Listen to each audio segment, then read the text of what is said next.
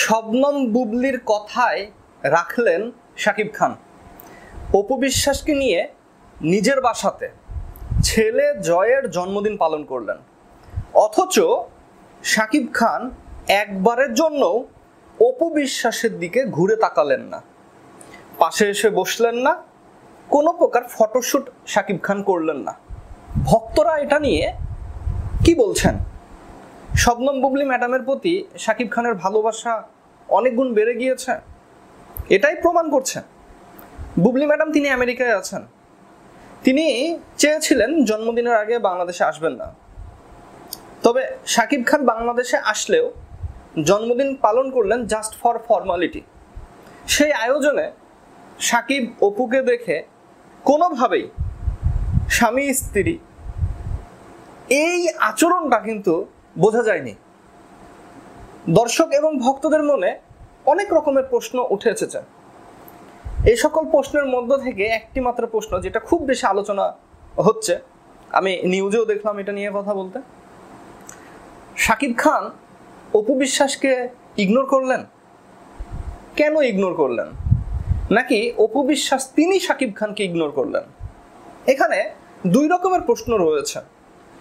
যেহেতু নায়িকা অপু বিশ্বাস তিনি কিছুদিন আগে একটি ইন্টারভিউতে বলেছিলেন, ওই দিনের পর থেকে সকল প্রকার সম্পর্ক আমি বলা যেতে পারে ডিলিট করে দিয়েছি, সবকিছু আমার যেটা আবেগ, যেটা আমার চাওয়া পাওয়া ছিল, মানে অতিরিক্ত যে প্রত্যাশা শাকিব খানের প্রতি, সেটা থেকে তিনি ফিরে এসেছেন।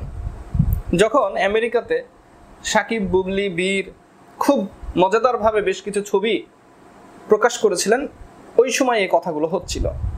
আসলে সেই দিনকার যেই হাসি খুশি বুবলি এবং শাকিব খান এতটাই আনন্দতে ছিলেন, এতটাই হাসি খুশি ছিলেন, যার একটুও হাসি খুশি গতকালকে আমরা দেখতে পাই নাই।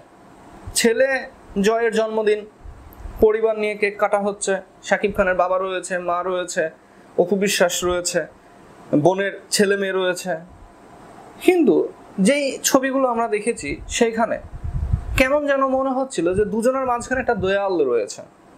একই বাসায় রয়েছে, একই প্রোগ্রামে আছে, নিজের ছেলের জন্মদিন, অথচ দুজনের মাঝখানে একটা অদৃশ্য একটা প্রাচীর টানা আছে। দুজন দুজনের দিকে তাকাচ্ছে না, একজন আরেকজনের সাথে কথা বলছে না, ক্লোজ ভাবে দুজনের কোনো ফটোশ্যুট নেই।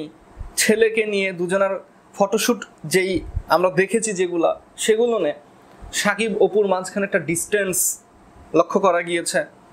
শাকিব খান এক পাশে, অপু বিশ্বাস অন্য পাশে। তো এই সকল ঘটনা বিভিন্ন রকমের প্রশ্ন সামনে তুলে নিয়ে এসেছে, যেখান থেকে আরও একটি প্রশ্ন উঠেছে বুবলি ম্যাডামকে নিয়ে। তাহলে কি শাকিব খান বুবলি ম্যাডামকে মনে প্রাণে এতটাই আপন করে নিয়েছেন যে তার অন্তরে আর কাউকে জায়গা দিচ্ছেন না? নাকি শবনম বুবলি তিনি শাকিব খানকে ওইভাবেই বুঝিয়ে পাঠালেন বাংলাদেশে যে তুমি যাও ঠিক আছে, কিন্তু এমন কিছু করো না যেন আমি কষ্ট পাই? বুবলিকে খুশি রাখতেই কি শাকিব খানের এই আচরণ? হ্যাঁ, অনেকগুলোই প্রশ্ন আসছে। সংসার জীবনে অনেক কিছুই হয়, কিন্তু নিজের ওয়াইফ, নিজের সন্তান, আজকে ছেলের জন্মদিন, আর যতই আমার ভেতরে রাগ থাকুক না কেন, যতই আমি ভালো না বাসি তাকে, যা কিছু হয়েছে হয়েছে, কিন্তু আজকে এরকম একটা বিশেষ দিনে সন্তানকে কাছে নিয়ে ফ্যামিলি ফটো নিব না? আমার বাচ্চার মা, আমি, বাচ্চা একসাথে থাকবো না? এই ফ্যামিলি ফটোটা একটা মিসিং ছিল।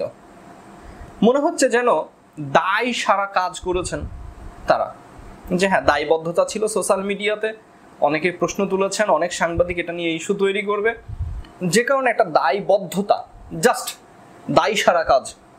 শাকিব অপু ফ্যামিলি নিয়ে একটা জন্মদিন পালন করে সোশ্যাল মিডিয়াতে ছেড়ে দিলেন। তো এই কাজের পর বা এই জন্মদিনের পর, এই আয়োজনের পর আরো বেশি প্রশ্ন উঠেছে। যেমন বুবলি ম্যাডামের ভক্তরা তারা প্রশ্ন তুলেছেন যে অপু বিশ্বাস আজকে শাকিব খানকে কাছে পেল, শাকিব খান কাছে আসলো, কিন্তু তার দিকে ঘুরে তাকালো না, বা অপু বিশ্বাস চাইলেও কিন্তু শাকিব খানের কাছে যেতে পারলো না। যখন কেক কাটার জন্য জয়ের হাতে অপু বিশ্বাস কিছু একটা তুলে দিচ্ছিলেন, শাকিব খানের কোলে রয়েছে সন্তান, শাকিব খান একবারের জন্য ঘুরে তাকালেন না।